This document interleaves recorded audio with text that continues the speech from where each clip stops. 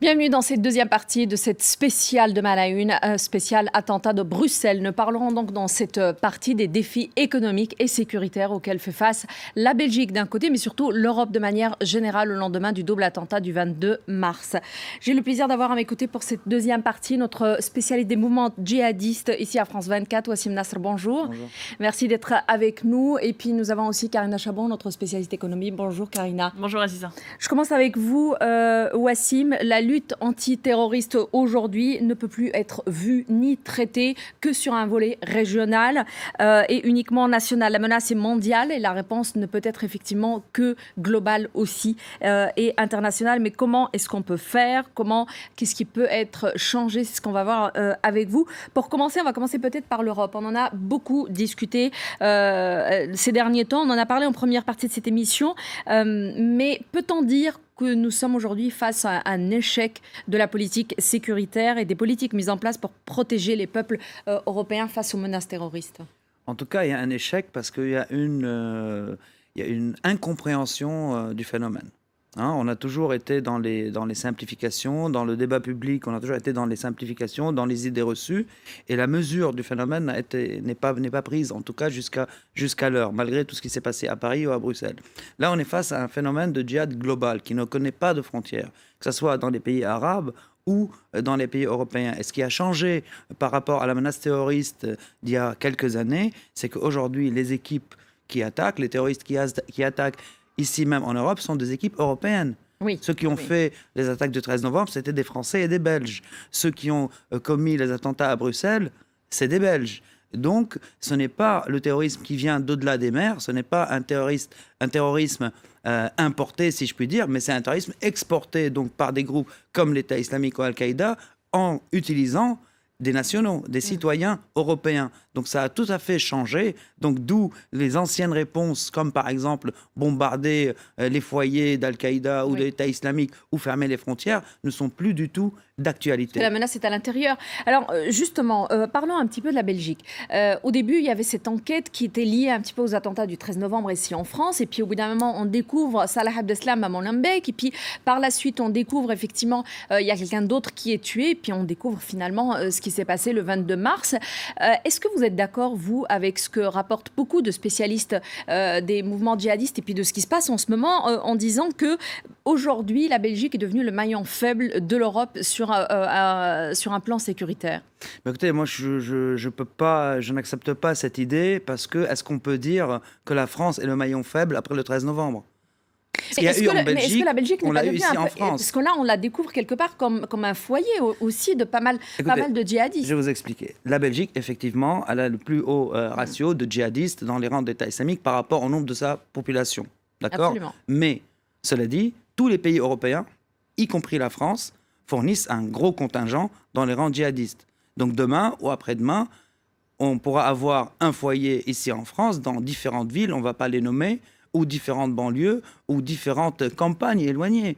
Il y a des djihadistes normands dans les rangs de l'État islamique. Il y a des djihadistes de Nice, il y a des djihadistes de la banlieue française. Donc c'est un phénomène aujourd'hui qui touche tous les pays européens. Il y a eu cette comparaison entre Molenbeek et le Londonistan des années 90, quand c'était vraiment un foyer pour le djihad en Afghanistan. À une époque, quand même, il faut le dire, où le djihad en Afghanistan était toléré parce qu'il était contre les Russes. Absolument. Donc, mais ça ne s'applique pas vraiment aujourd'hui à Molenbeek. C'est aussi une vieille grille de lecture parce qu'aujourd'hui, les jeunes qui rejoignent ces mouvements, ils ne les rejoignent pas via des mosquées. Ils les rejoignent, ils constituent des groupes eux-mêmes, ils se motivent eux-mêmes, ils y vont sur leur propre denier. Il n'y a pas de vrai réseau aujourd'hui. Et ce qu'il faut dire aussi, c'est que ce phénomène, il est combattu aussi dans les mosquées. Il est combattu par les gens qui estiment que ce n'est pas le combat, en tout cas, des musulmans ici en Europe. Et ce qu'il faut aussi dire et appuyer, c'est que ces jeunes qui rejoignent, et moins jeunes d'ailleurs, qui rejoignent les groupes djihadistes, ils seront aussi contre leur propre communauté, contre l'islam traditionnel, contre l'islam de leurs parents. Ils sont dans une structure qui est révolutionnaires même dans leur idée de construire cet État. Et là, en parlant de ces jeunes, justement, est-ce qu'on n'est pas aujourd'hui face à des profils complètement différents? On retrouve beaucoup de gens qui sont issus de la délinquance, par exemple, des gens qui ont déjà un casier judiciaire, mais pas du tout en tant que radicaux islamistes. Oui, effectivement. En tout cas, ce qui a changé par rapport à il y a encore quelques années où le djihad d'Al-Qaïda, c'est que le djihad d'Al-Qaïda était un djihad d'élite, tel qu'il était présenté par Al-Qaïda. Aujourd'hui, le djihad donc, de l'État islamique, c'est un djihad de masse, tel qu'eux-mêmes le disent. En ce qui concerne les profils, il n'y a pas de profil type. Tous les profils existent. Ça veut dire il y a les ingénieurs et il y a les délinquants. Mais pourquoi les délinquants passent à l'acte ici en Europe au nom donc, de l'État islamique? Parce que c'est eux qui ont les réseaux et c'est eux qui connaissent où s'acheter des armes, comment rester sous les radars, qui connaissent les villes, qui connaissent les points de chute. Ce n'est pas un étudiant, par exemple, d'une banlieue française qui a rejoint l'État islamique qui va savoir comment monter une opération terroriste ici en France. C'est certainement un ancien délinquant qui sera plus efficace avec tous les guillemets qui s'imposent. Alors juste sur les dernières semaines, on a eu Bruxelles, il y a eu Bamako, il y a eu Istanbul, on a eu avant Ankara, Paris, etc. Bien d'autres villes, bien évidemment. Les terroristes frappent un peu partout, mais comment est-ce qu'ils choisissent aujourd'hui leur cible? Écoutez, ils sont dans une guerre totale. Et c'est pour ça que j'ai voulu dire tout à l'heure qu'ils sont aussi contre leur propre communauté. Ça veut dire un djihadiste n'est pas communautariste, malgré tout ce qu'on peut penser. Un djihadiste, il est plus proche d'un converti qui n'appartient pas à sa communauté qu'un musulman qu'il estime, lui, comme un mauvais musulman de sa propre communauté, soit de son frère. On a vu des djihadistes tuer leurs oncles en Arabie Saoudite. Donc voilà, c'est ça qu'il faut essayer de penser. La notion de communautarisme n'existe pas. Donc eux, ils attaquent tous ceux qu'ils estiment comme ennemis, mécréants, donc l'Occident, ou ennemis musulmans. En quelques secondes, Wassim, est-ce qu'il faut aujourd'hui essayer d'empêcher la radicalisation des jeunes? Qu'est-ce qui est le plus simple? Déradicaliser les jeunes ou les empêcher de se radicaliser ou essayer de déradicaliser ceux qui reviennent? Écoutez, moi, je ne pense pas que c'est possible de déradicaliser parce que ce n'est pas une maladie. Ce n'est pas la pilule rouge et une personne est déradicalisée. C'est une vraie idéologie. Qui a des aboutissants religieux et des aboutissants politiques. Donc il faut se concentrer sur avant? Il faut se concentrer peut-être sur avant, mais en tout cas, il faut mesurer le phénomène à sa juste valeur. Donc ce n'est pas une maladie, ce n'est pas une addiction, c'est un phénomène sociopolitique et géopolitique avec de relents religieux. Ce n'est pas une première dans l'histoire. Il y a eu d'autres exemples. Il y a eu les anarchistes, il y a eu les communistes, il y a eu les extrêmes droites. Et il y a toujours cette notion religieuse que ici, en tout cas en Europe ou même en France, on a du mal à assimiler, à comprendre. Merci beaucoup, Wassim, pour toutes ces explications. Je me retourne vers vous, Karina, pour parler du volet économique. Les attentats terroristes, à chaque fois qu'on en parle, ont toujours eu de graves conséquences sur l'économie des pays qu'ils ont touchés. Un fardeau de plus auquel doit faire face aujourd'hui la Belgique après le 22 mars. Est-ce qu'on a aujourd'hui une estimation du coût économique de ce qui s'est passé cette semaine à Bruxelles? Oui, effectivement. Dès le lendemain des attaques, les premières estimations ont circulé, notamment concernant la cible, l'aéroport de Bruxelles, qui est le 17e aéroport européen, qui accueille chaque jour 60 000 passagers et qui représenterait un manque à gagner de 10 millions d'euros par jour. Et puis l'autre cible, c'était le métro en plein quartier européen. Là, ce sont les transports publics, les commerces qui sont directement visés, et puis le tourisme, puisqu'on sait que les autorités américaines puis britanniques ont déconseillé à leurs ressortissants de se rendre dans la capitale belge.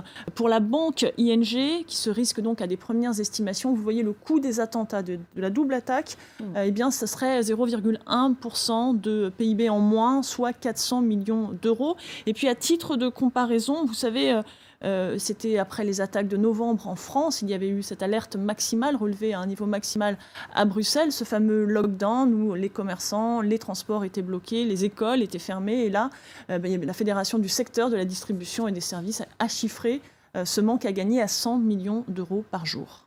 Est-ce que l'économie belge peut faire face à ces coûts? Comment est-ce qu'elle se porte, cette économie? Écoutez, l'économie belge, comme en gros l'ensemble des économies de l'Union européenne, de la zone euro en particulier, est en pleine reprise. Une croissance qui est timide, mais qui reprend des couleurs. Elle est prévue à 1,5% cette année. C'est le même niveau que la France. Le taux de chômage, lui, est inférieur au taux de chômage français, de l'ordre de 8,3%, même si avec de fortes disparités, puisqu'il touche plus fortement les jeunes et la Wallonie, la région francophone de Wallonie. On sait qu'il y a une coalition de centre-droit qui est au pouvoir depuis octobre 2014 et qui a engagé un tas de réformes plus ou moins populaires pour rendre cette économie plus compétitive, pour réduire le coût de la main-d'œuvre. Et maintenant, la question est de savoir si ces attentats vont, d'une certaine façon, briser cette dynamique. Alors, beaucoup d'économistes estiment que non, ça n'est pas le cas, sauf si, bien sûr, d'autres attentats venaient à survenir en Belgique. Et là, toute la question est de savoir quelle est la réaction des consommateurs. Est-ce qu'ils vont arrêter de consommer ou, au contraire, est-ce qu'ils vont dans un élan patriotique on se pose toujours la question un petit peu, c'est la réaction des consommateurs et la réaction des bourses, en fait. Pour le long terme, disons, la réaction des consommateurs, des entreprises, est-ce qu'elles vont déserter par exemple la capitale belge et investir ailleurs, ou au contraire vont-elles rester et voilà, Et puis pour ce qui est des bourses, disons, c'est plus de l'effet immédiat, puisqu'on a vu, que les premières réactions, c'est tout ce qui est assurance, tout ce qui est lié au tourisme, qui est dans un premier temps affecté, même si finalement ce n'a pas eu de grandes conséquences et la bourse est repartie dans le vert très rapidement.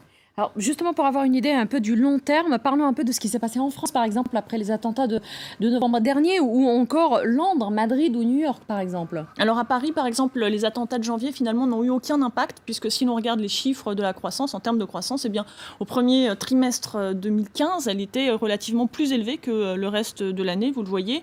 En revanche, après le 13 novembre, il y a eu un petit tassement de l'activité par rapport aux prévisions, liées notamment au recul de la fréquentation touristique dans la restauration ou encore dans l'hôtellerie. À Paris, vous allez le voir, la fréquentation des hôtels a chuté de 18%, enfin la fréquentation touristique, a chuté de 18% en décembre, et le taux d'occupation des chambres d'hôtel a plongé, lui, de 29%, rien que pour les fêtes de Noël. Et ça, c'est un manque à gagner qui a été chiffré en France par l'INSEE à 0,1 point de croissance, soit 2 milliards d'euros de croissance en moins. Pour ce qui est des autres pays, donc c'est plus ancien, ce qui est certain, c'est que ces économies américaines, espagnoles ou encore britanniques n'ont pas été déstabilisées, ça c'est sûr. En revanche, effectivement, on avait à l'époque constaté des mini-cracks boursiers suite à ces attentats, et c'est peut-être la différence avec aujourd'hui. En fait, tout simplement, les agents boursiers aujourd'hui sont plus informés grâce aux réseaux sociaux de ce qui se passe sur le terrain, donc minute par minute. Donc il y a moins d'incertitudes, et finalement, voilà, il n'y a plus de cracks, il n'y a plus de gros mouvements boursiers au moment des attentats. Merci beaucoup, Karina.